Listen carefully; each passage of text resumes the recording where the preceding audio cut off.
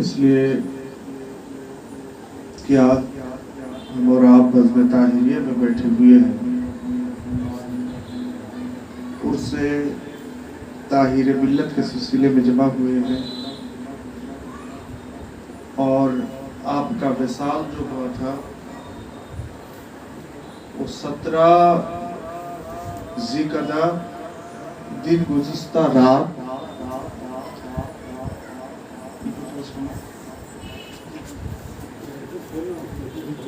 और दिन जो था दिन बुध दिन गुज़िश्ता शाम यानी जुमेरात की शाम, और आज भी वही तारीख है और शाम भी वही जुमेरात की है। ये आप सोचते होंगे कि उनके मज़ार मुक़द्दस तक नहीं जा पा रहे हैं।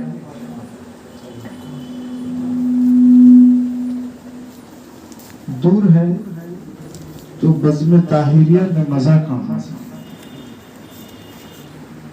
लेकिन अगर तारीख के औराक को आप फेर कर देखें, लौटें, एक बात जाहिर हो जाती है।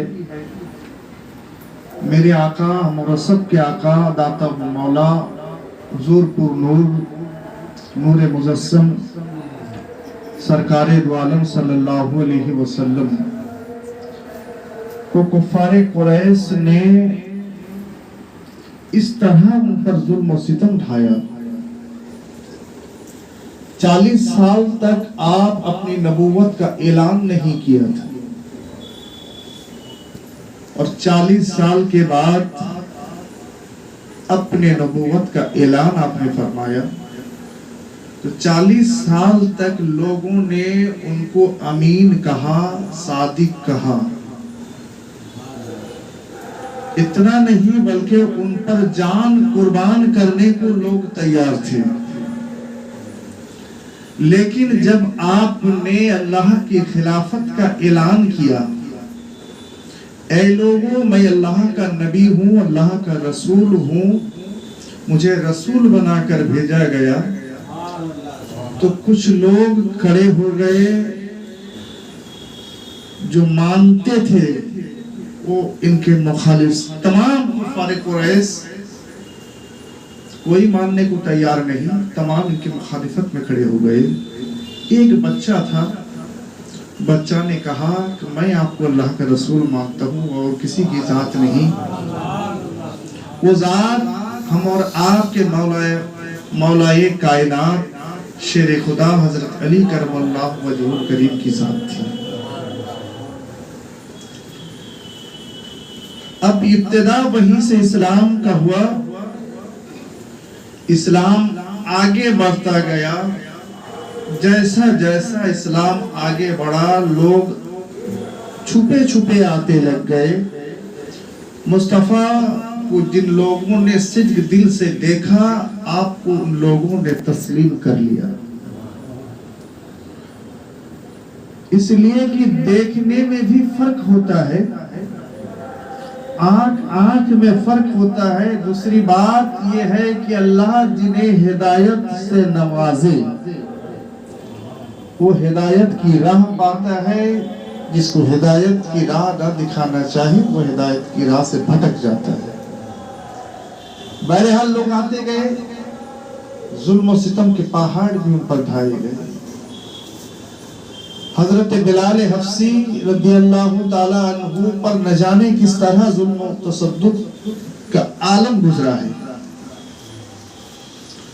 तपती रेगिस्तान में जो अभी हम जाने के लिए भी सोचते हैं, इतनी तेज धूप में कैसे जाएं। उस तेज धूप में रेगिस्तान में उनको सुला देकर ऊपर पत्थर रख दिया जाता था कि बिलाल, जिस नबी का तू कलमा पढ़ रहा है, कलमा छोड़ दे। लेकिन बिलाल ने कहा, जिस जाम को बिलाल ने पी लिया है, अगर जाम भी निकल जाए उससे मुंह कैसे फेरे।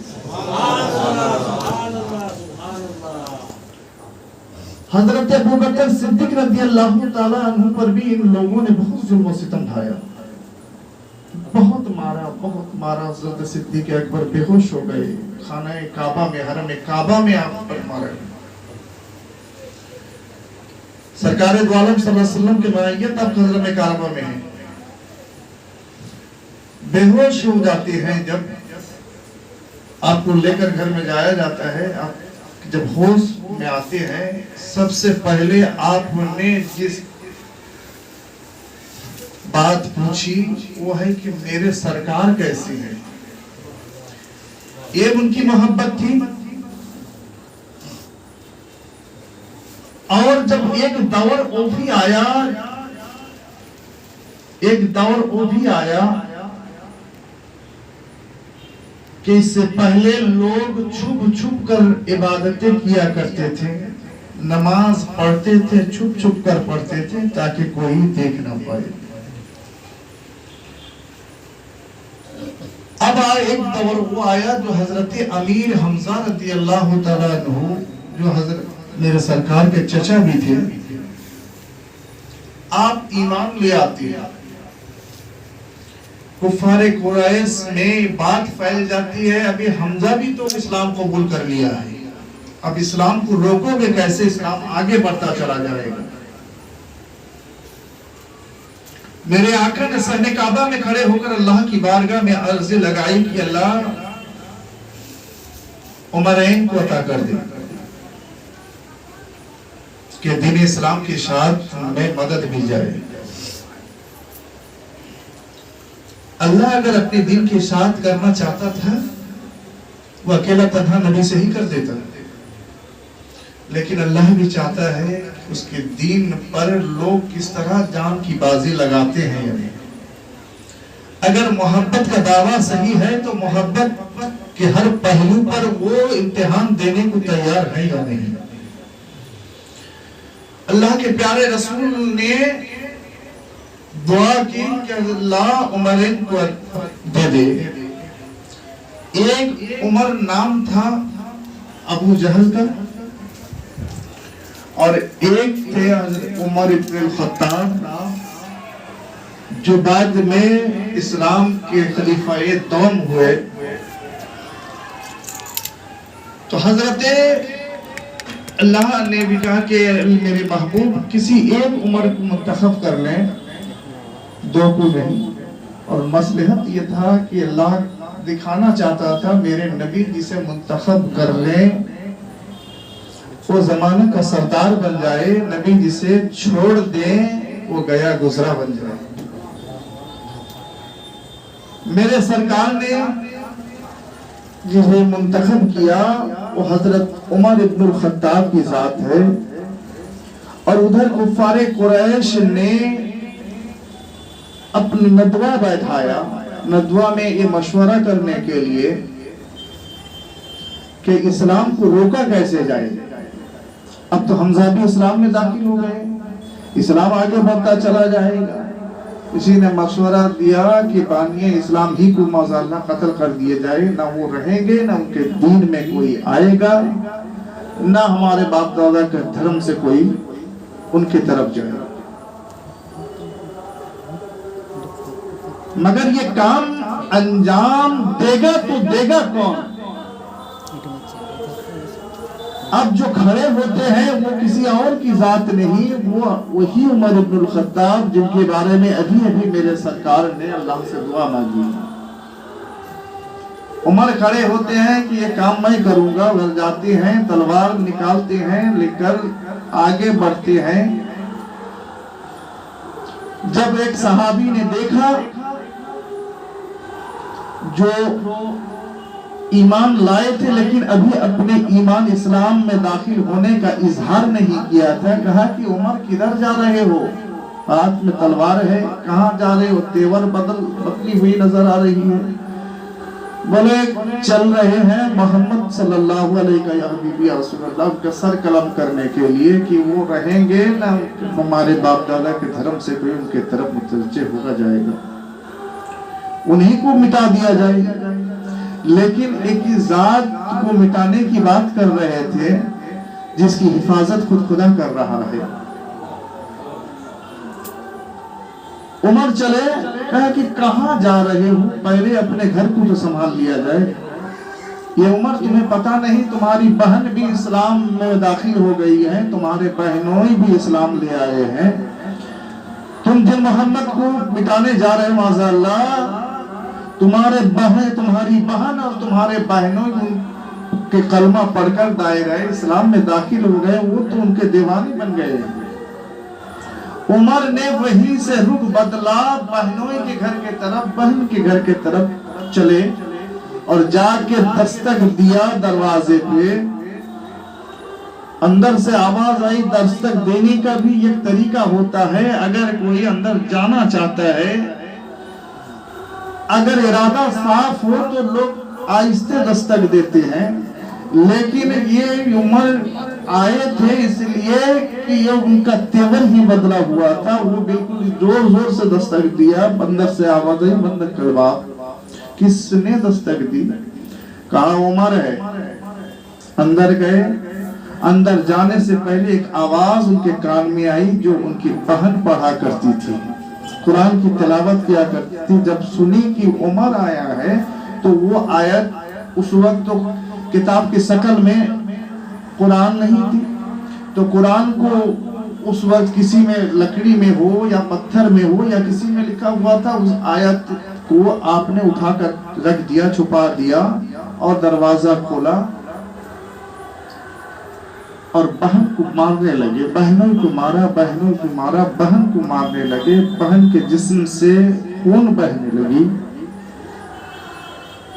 बहन भी थी खत्ताब की बेटी। उन्होंने कहा कि उमर सुन लो, मारोगे, जुल्म करोगे, कहां तक मारोगे? अगर तुम उमर इब्नुल खत्ताब हो तो मैं भी फातिमा बिन्त खत्ताब हूं। मैं नबी का कलमा पढ़ा हूं, नबी के हाथ में अपने आप को बेच दिया है, नबी के हाथ में अपने आप को सुपुर्द कर दिया है। एक उमर, ये मत समझो कि तुम खुद ही खत्ताब के बेटे हो, मैं भी खत्ताब की बेटी हूं। तुम मार मार कर थक जाओगे, जिस्म से जान निकल जाएगी, लेकिन फातिमा दामन इस्लाम को छोड़ने को तैयार नहीं। तुम जुल्म करते करते थक जाओगे, लेकिन मेरे सब्र ने भी उस वक्त तक काम आएगा जहां पर तुम थक कर बैठ जाओ। हजरत उमर ने कहा, जब बहन का ये जलाल देखा तो कहा वो क्या पढ़ा करती थी, मुझे भी जरा दिखाओ।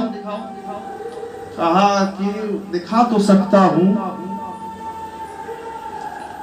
लेकिन उसके लिए तू लायक नहीं है, तो गुस्ल करके आना पड़ेगा, इसलिए कि वो पाक कलाम है और तू नापाक है। पाक कलाम को लेने के लिए तुझे गुस्ल करके आना पड़ेगा। और हजरत उमर अभी तो ईमान नहीं लाए थे। गुस्ल किया, करके आने के बाद जब कुरान की आयत को पढ़ते हैं, तिलावत करते हैं, तो दिल बदल जाता है। अब कहते हैं, फातिमा, मुस्तफा कहाँ है? मुस्तफा कहाँ है? अब हजरत उमर वहीं से रुख बदलते हैं जहां मेरे सरकार तशरीफ फरमाते, और सबसे पहले नजर पड़ी हजरत हमजा रज़ियल्लाहु ताला अन्हु की। उमर आ रहा है और वो आएगा, अगर इरादा सही है तो ठीक है, अगर इरादा गलत है तो वो कुछ करने से पहले उसी के तलवार से उसका सर कलम कर दूंगा। और करीब होने गए, जब अंदर दाखिल होना चाहा, दाखिल हो गए, तो दो सहाबी दो तरफ से उनके बाजू को थाम लेते हैं। मेरे सरकार मुस्कुराते फरमाते हैं कि उमर को आने दो, उमर को छोड़ दो। किसी शायर ने इसको क्या कच्चे अंदाज में उतारा है कि उमर सुए नबी गए, नजर सुए उमर गई। उमर सुए नबी गए, नजर सुए उमर गई, वह एक निगाह मुस्तफा कितनी काम कर गई। उमर आगे बढ़े, कहा कि अल्लाह के प्यारे रसूल, मैं तो कलमा पढ़ने के लिए आया हूँ, मुझे कलमा पढ़ाकर दामन इस्लाम से वाबस्ता कर लिया जाए। उमर इस्लाम में दाखिल होते हैं, दायरा इस्लाम में आ जाते हैं। अब उमर कहते हैं, ये अल्लाह के प्यारे रसूल, ये इबादतें छुप छुप कर क्यों की जाए? हम इबादत जाहिरी तौर पर करेंगे, अगर है किसी में दम तो उमर से मुकाबला कर ले। अगर है किसी में दम तो पहले उमर से मुकाबला कर ले। अब मेरे सरकार से कहा कि हम हरम काबा में इबादत करेंगे। सरकार चले, सरकार दरमियान में है। वो नक्शा कितना सुहाना है। एक तरफ सहाबाए किराम के काफिला की इमामत कर रहे हजरत अमीर हमजा रज़ी अल्लाह तआला अन्हु, एक तरफ हजरत उमर फारूक हैं। आए थे मुस्तफा को माज़अल्लाह कत्ल करने के लिए, लेकिन एक निगाहे मुस्तफा ने उनके दिल को बदल दिया। एक तरफ सिपा सालार बन के आगे बढ़ रहे हैं हजरत अमीर हमजा है, एक तरफ उमर फारूक है, मुस्तफा दरमियान में है। हरम काबा में जहां पर नमाज पढ़ने पर जुल्म और सितम के पहाड़ ढाए जा रहे थे, अब सब के सब खड़े हो गए। मक्का वालों ने देखा कि एक तरफ हमजा है, एक तरफ उमर है, बचोगे कैसे?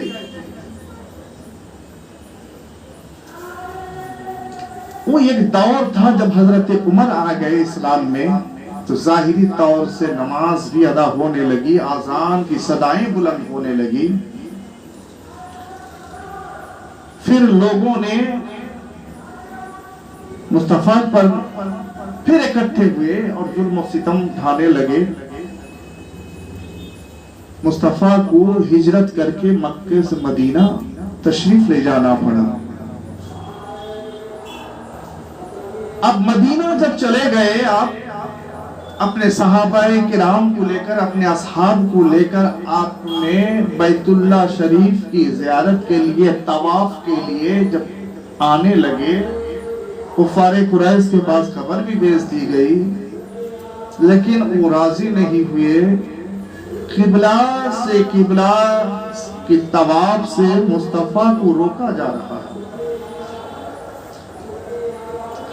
वो मुस्तफा जिनके बारे में इमाम अहले सुन्नत मुजद्दिद दीन व मिल्लत इमाम अहमद रज़ा खां फाज़िल बरेलवी अलैहिस्सलाम का अकीदा यह है कि काबा तो देख चुके, काबे का काबा देखो। हाजियों आओ शहनशाह का रौजा देखो। काबा तो देख चुके, काबे का काबा देखो। वो काबे के काबा हैं, उन्हें रोका जा रहा है, काबा के तवाफ से रोका जा रहा है। मुस्तफा रुक गए। आज मत सोचो कि पीर जो होता है वो किबला, वो काबा। यकीन मानिए ये तो नबी की सुन्नत है, ये भी नबी की सुन्नत है। और जहां तरीकत की जबान किसी को अगर मालूम नहीं है तो उनको तरीकत समझाना ही बेकार है। तरीकत सिलसिला के बगैर नहीं, तरीकत सिलसिला के बगैर नहीं। अगर तरीकत में कोई एक चेन अगर कहीं कट जाए तो वो चेन जैसा बेकार है, तरीकत भी बेकार है।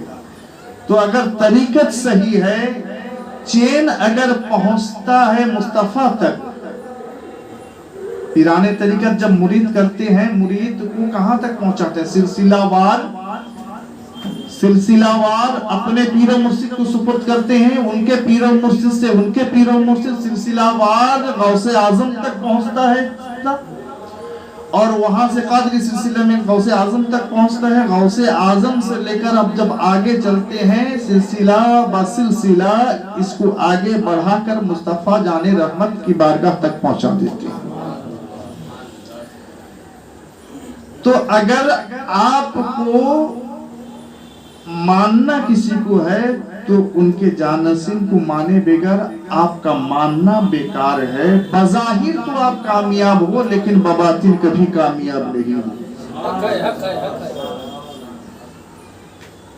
और अगर सिलसिला के आप कायल हो, अगर आप सिलसिला की जबान, तरीकत की जबान जानते हो, अपने खुद अपने आप को मौलवी कहलाते हो, अपने आप को आलिम दीन कहलाते हो, अपने आप को रहबर कहलाते हो, लेकिन अगर तरीकत की जबान आपको समझ में, आपकी समझ में नहीं है, तो यकीन मानिए आप तरीकत से बिल्कुल नावलीद हो। तरीकत की जबान ही आप समझते नहीं, इसलिए कि तरीकत सिलसिला के बगैर नहीं। बहरहाल, तो जहां पर जिक्र वली होता है और उनका जानशीन जहां होता है, मैंने खुद अपने आर्जी से नहीं लिया है, बल्कि सुपुर्द जो किया है वही जिम्मेदारी मैं उठा रहा हूं। ना मुझे इसका शौक था, इसलिए कि आज के दौर में लोग इस लिबास से भाग रहे हैं। आज के दौर में लोग इस लिबास से बचना चाहते हैं, कि इसलिए कि इस लिबास को हमने दागदार बना दिया। जालिम हम हैं, फितना व फसाद बर्पा करने वालों में हम मेरी शुमार होती है। हम ही समाज को बिगाड़ते हैं। सबर नहीं, बल्कि हम समाज को बिगाड़ने में काम लगे हुए हैं। फितना व फसाद करना हमारी जाती मशगला बन चुका है। लेकिन खानकाह वो जगह है जहां से फितना व फसाद नहीं, अमन व आज़ादी का पैगाम दिया जाता है। खानकाह वो जगह है जहां से सब्र का पैगाम दिया जाता है। हम तो अपने असलाफ के किरदार को सामने रख देते हैं आईना की तरह। उसी आईना में जो देखता है, आईना में वो धुलता है, खुद अपने आप को देखता है तो चेहरा को साफ, जो जिस तरह का होता है उसी तरह उस आईने में चेहरा को देखा करता है। हमने अपने असलाफ की जिंदगी को रख दिया है। किस तरह से वो सब्र की जिंदगी। अमा यार, हमें दीन मिला है तो मुस्तफा से मिला है। हमें इस्लाम मिला है, अगर अपने आप को मुसलमान कहने का दावा करते हैं तो मेरे मुस्तफा से मिला है। और मुस्तफा के बाद अगर किसी की हिमायत करनी हो, मुस्तफा के बाद अगर किसी जात हमारे लिए बाबरकत है, वो अहले बैत की जात है। लेकिन तारीख देखें, मुस्तफा के खूबसूरत नवासों पर न जाने इन जालिमों ने कैसा जुल्म सितम ढाया। उन नवासों को जिसको मुस्तफा चुमा भी करते थे, सूंघा भी करते थे।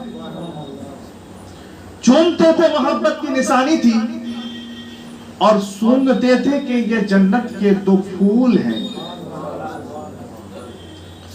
मेरे हसनैन करीमैन जन्नत के जवानों के सरदार हैं, और आपकी वालिदा एक मोहतरमा हजरत फातिमा ज़हरा जन्नत की औरतों की सरदार।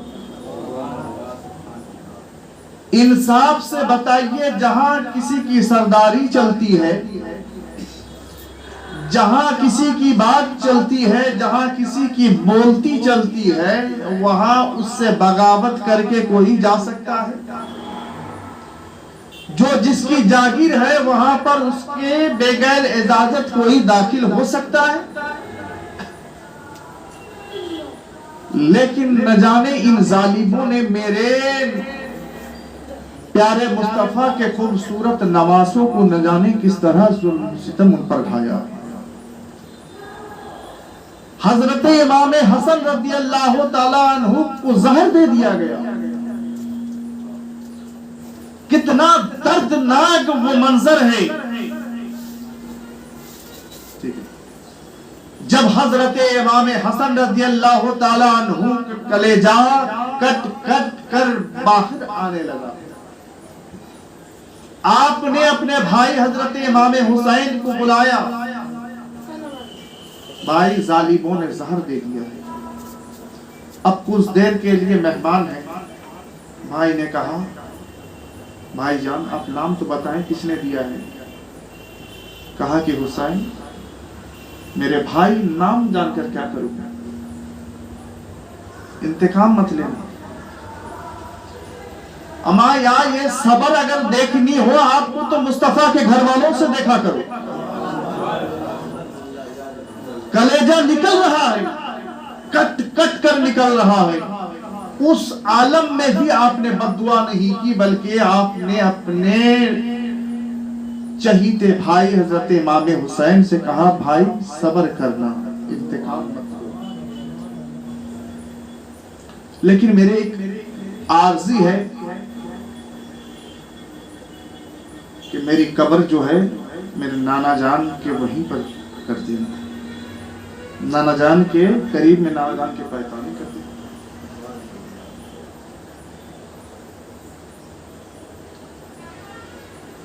लेकिन नानी जान से इजाजत ले ली। हजरत उम्मुल मोमिनीन ने हजरत आयशा सिद्दीका रज़ियल्लाहु ताला अन्हा से इजाजत ली। लेकिन जालिमों ने, जिन लोगों ने मुस्तफा को बज़ाहिर देखा भी है, मुस्तफा के हाथ में ईमान भी लाया और अहले बैत की अहमियत, उनकी फजीलत को मुस्तफा की जबानी सुनी है, किसी मौलवी की जबानी नहीं, किसी मुफ्ती की जबानी नहीं, किसी मुफस्सिरीन मुहद्दिसीन की जबानी नहीं। मुस्तफा जानो रहमत की जबानी अपने खूबसूरत नवासों की अहमियत व अफजलियत को भी सुना है और ये भी जानते थे। सरकार ने बताया, अल हुसैन मिन्नी व अना मिनल हुसैन, हुसैन मुझसे है, मैं हुसैन से हूं। इसके बावजूद उन हसनैन करीमैन, उस आविदा दो फूल के एक फूल को आपके करीब दफन होने भी नहीं दिया। आपको जन्नतुल बकी में दफन किया गया। वो दौर फिर आया, वो दौर भी आया जो मंजर को आप सब जानते हो, जो करबला का मंजर था। पानी उन्हीं का तो सदका है, दाना उन्हीं का तो सदका है। पानी भी तेरा पानी, दाना भी तेरा दाना। अब पानी उन पर बंद किया जा रहा है जिनका सदके से, जिनके सदके से हम पानी पी रहे हैं। दाना उन पर बंद किया जा रहा है जिनके सदके से हम दाना खा रहे हैं। जमात इधर कम है, 72 है, उधर 72,000, कुछ कमो पेश कैसे भी हो कि लश्कर है।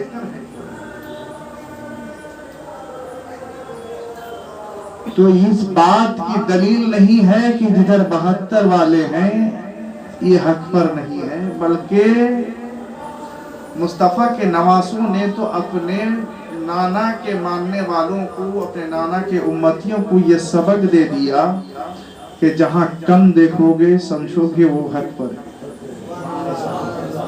ऐसा नहीं कि कम देखकर सोचो कि ये नाहक पर है। अगर हक पर होता तो लोग सब इसके साथ होते हैं। अगर आदमी, इनकी तबीयत आपको समझनी है। जब हजरत मुस्लिम बिन अकील रज़ियल्लाहु ताला अन्हु को हजरत इमाम हुसैन ने कूफा भेज दिया, कूफा वालों ने तहरीर पर तहरीर, खत पर खत भेजते रहे। आखिर खत में भेजा कि हजरत इमाम हुसैन से भेजा कि अगर आप नहीं आएंगे, मजबूरन हमें अगर यजीद को मान लेना पड़ा, उसके हाथ में ईमान का सौदा कर लेना पड़ा, कल मैदान महशर में जब उठेंगे अगर सवाल होगा तो हम यही कहेंगे, अल्लाह तेरे नबी के नवासों को हमने बारहा खत भेजी, लेकिन वो हमारी ईमान की हिफाजत के लिए नहीं आए।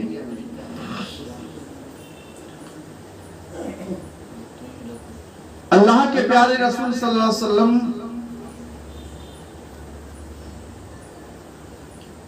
के नवासे हजरत इमाम हुसैन ने अपने भाई मुस्लिम बिन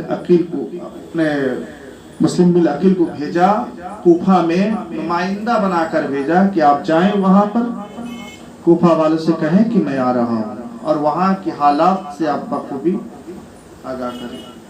हजरत मुस्लिम बिन अकील जब वहां गए, कूफा वालों ने उनका इस्तकबाल शाहाना अंदाज में किया और कूफा की जामे मस्जिद कूफा में जब आप नमाज पढ़ा रहे थे, बिल्कुल भरा हुआ था मस्जिद। इब्ने जियाद की तरफ से वहां ऐलान हुआ, जो भी मुस्लिम बिन अकील का साथ देगा उसकी खैरियत नहीं है।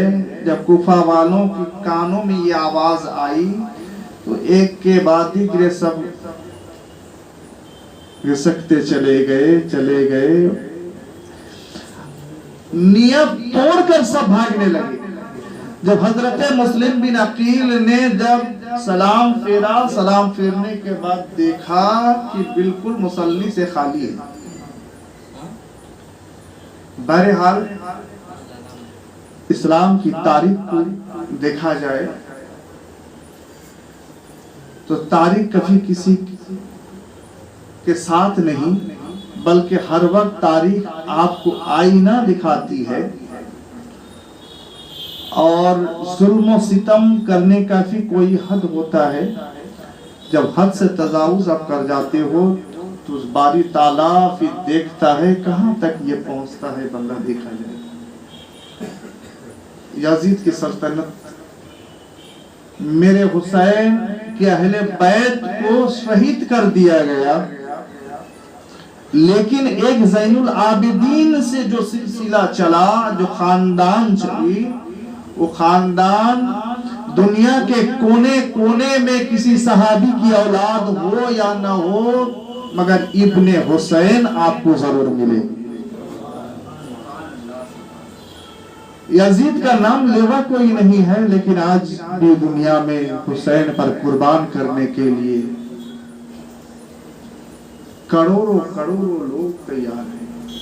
जो मानते नहीं हैं, दिल में कीना और बुग़्ज़ भी रखते हैं, वो भी बज़ाहिर तौहीद नहीं करना चाहते हैं। बहरहाल प्रोग्राम बाद में फिर चलेगा, तो शरीफ का फातिहा हो जाए, वहां पर चादर पोशी करके हम लोग आ जाएंगे, इसलिए कि वहां नहीं तो ये जानशीन के बारगाह में चले जाएंगे। और इमाम साहब हाफिज साहब नमाज पढ़ाने बोल दीजिए कि उर्स कहते हैं किसको? उर्स कहते हैं उस वक्त, वो टाइम, वो घड़ी, वो लम्हा जिस वक्त मुहीब अपने महबूब से मिलता है। मुहीब अपने महबूब से मिलता है, यानी मखलूक अपने खालिक के हकीकी से मिलता है। विसाल कहते हो ना, विसाल से मतलब वसल मतलब मिल जाना। जब अल्लाह का कोई महबूब बंदा के पास हजरत अज़राइल अलैहिस्सलाम आते हैं रुकब्स करने के लिए, तो ये बताया गया कि वो आके यूं कहते हैं कि अज़राइल क्यों आया है रुकब्स करने लिए, क्यों रुकब्स करने का है? तो कहते हैं अल्लाह ने आपको याद किया है, अल्लाह से मुलाकात के लिए अब नहीं जाएंगे। बोले अब देर किस बात की है, जब महबूब ने याद किया है। यानी महबूब से मिलने के लिए, महबूब से जिस वक्त वो दाए जाहिरी जिंदगी से, दुनिया की जिंदगी से, जिंदगी जो फानी है वो जिंदगी से जब पूछ करके जब महबूब से मिलने जाते हैं, उस लम्हा को आप मनाने को उर्स कहते हो। अब उसी उर्स के सिलसिले में जो भी आप करते हो, चाहे वो कुरान शरीफ का फातिहा, उसी वक्त कुरान शरीफ का फातिहा भी होता है, उसी के सिलसिले में हमने हालांकि वक्त ये था कि 6 बजे आपका विशाल हुआ था, मैं बता दूं 6 बजे आपका विशाल हुआ था ताहिर जी में बैठकर, और 6 बजे अगर बैठते हैं उस शरीफ का फातिहा करने के लिए तो मगरिब की नमाज में खलल पैदा हो जाएगी, तो इसलिए मगरिब की नमाज के बाद हमने बैठा और थोड़ी देर तक जो भी नाते पाक में पड़ी गई और कुल शरीफ के बाद हम फातिहा करने के बाद फिर हम बैठेंगे, जो बस आए हैं बच्चे लोग नमाज शरीफ पढ़ेंगे थोड़ी देर के लिए, प्रोग्राम घंटा 1.5 घंटा के लिए प्रोग्राम चलेगा इंशाल्लाह। आप लोग बैठेंगे और फातिहा का इंतजाम कीजिए।